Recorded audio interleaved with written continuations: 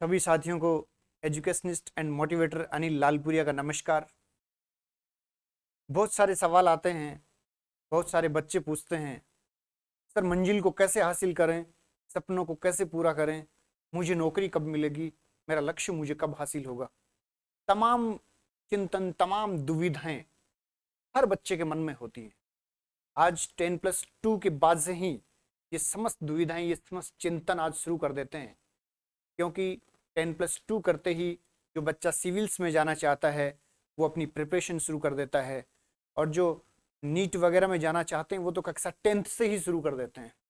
लेकिन फिर भी कई बार सब कुछ करते हुए, सब कुछ होते हुए, सारे प्रयत्न के बाद आप उस मुकाम को, आप उस मंजिल को हासिल नहीं कर पाते हैं जिसकी इच्छाएं आपने पाली थी, जिसके सपने आपने पाले थे। सपने सभी पालते हैं, सपनों को पालना, उनको साकार करना बहुत अंतर है।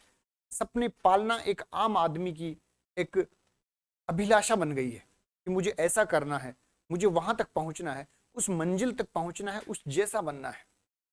लेकिन इस रास्ते में जो कठिनाई, दो दुविधाएं आती हैं, कौन सा रास्ता वहां पहुंचने वाला है, इसकी जानकारी हमें नहीं होती।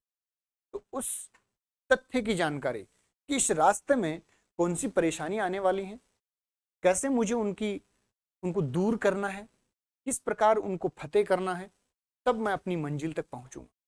तो सबसे पहले आप अपने सपने के बारे में, जो आपने डिसाइड किया है, उस पर आप दृढ़ हो जाएं कि मुझे आरएस बनना है तो आरएस ही बनना है, टीचर नहीं बनना है। अगर आप दिग्भ्रमित हो गए हैं तो टीचर बन के रह जाएंगे। अगर आपको आईएएस बनना है मतलब आईएएस बनना है, आईएएस से नीचे कुछ नहीं बनना। तो वो जो दृढ़ इच्छा शक्ति है वो आपको वहां तक ले जाएगी।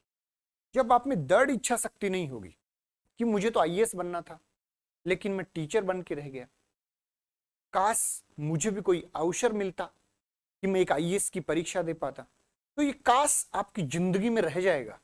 यदि आपकी इच्छा शक्ति दृढ़ नहीं हुई, आप अपने सपने को दृढ़ इच्छा से पालिए और उसको जीना शुरू कर दीजिए।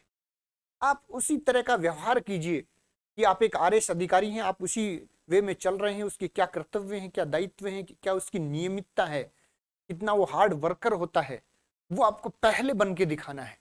और वैसी नियमितता, वैसे हार्ड वर्क के साथ आप उसको आत्मसात कर लेंगे, आप उसको जीना प्रारंभ कर देंगे, तो भगवान आपकी तपस्या से निश्चित रूप से प्रसन्न होगा। किस्मत आप पर मेहरबान होगी, लेकिन वो तभी होगी जब आपकी इच्छा शक्ति, दृढ़ इच्छाओं से आपने उन सपनों को पाला है। सपने पालने के बाद सपनों की गोपनीयता भी कई बार जरूरी हो जाती है, वरना वरना आप ही के दोस्त आप ही के सपनों का माखोल उड़ाएंगे। लो, तुम्हारा छोरा तो बन गया ना कलेक्टर, तुम्हारा छोरा बन गया ना एसडीएम, नहीं बनाना, उसका तो 3rd ग्रेड में नहीं हुआ। तो ये आपके सपने को हमेशा गोपनीय रखनी। आपको क्या बनना है, आपको कहां पहुंचना है, उसके लिए रोज कदम बढ़ाइए, क्योंकि जो मीलों की यात्राएं हैं वो पहले कदम से शुरू होती है। इसलिए रोज उसके लिए स्टेप स्टेप, 1 स्टेप, 2 स्टेप, और अपने मंजिलों के नजदीक जाना है। दृढ़ इच्छा शक्ति रखनी है और निरंतर उसके लिए प्रयास करना है। उसमें नियमितता जरूरी है, सालों की तपस्या चाहिए, नियमित चाहिए। ऐसा नहीं कि 2 महीने उसके लिए मेहनत की फिर छोड़ दिया। आपको रेगुलर उसके लिए तपस्या करनी पड़ेगी। एक आईएएस अधिकारी बनने के लिए लोग अपने फर्स्ट ईयर के इम्तिहान से ही शुरू हो जाते हैं और 4-5 साल से लगातार उस अपने आप को मैच्योरिटी हासिल करते हैं, लेखनी में मैच्योरिटी हासिल करते हैं। और नियमितता, मैच्योरिटी, आत्म नियंत्रण, आत्म मंथन, ये सारी चीजें वो करते हैं। आत्म मूल्यांकन करते हैं कि मैं क्या इस दिशा में चल रहा हूं, पिछले 1 साल से इस दिशा में मैं बढ़ रहा हूं, क्या वास्तव में मैं अपने लक्ष्य के करीब पहुंच पा रहा हूं, क्या मैं सही दिशा में हूं, क्या मेरे जो सिलेबस मटेरियल जो मैंने सेलेक्ट किया है क्या वो सही है, क्या मैं आंकड़ों को अपडेट कर रहा हूं।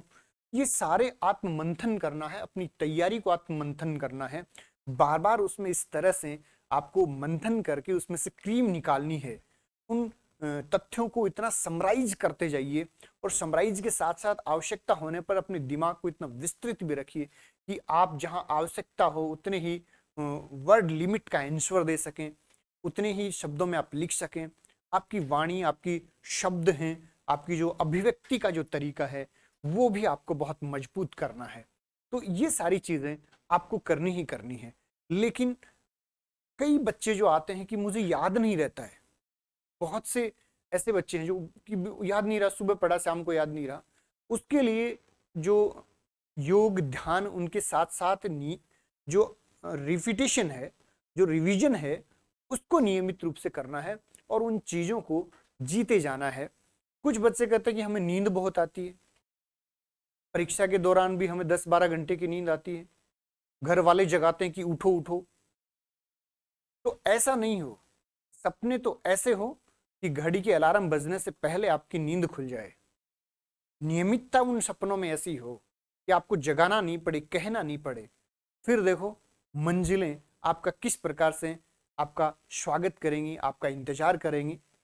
तो जुड़े रहिए हमसे और हमारे चैनल को सब्सक्राइब कीजिए। हम लगातार आपके लिए ऐसे मोटिवेशन वाले वीडियो हैं ये लाते रहेंगे और शीघ्र ही हम एक नया कोर्स है वो लॉन्च करने जा रहे हैं।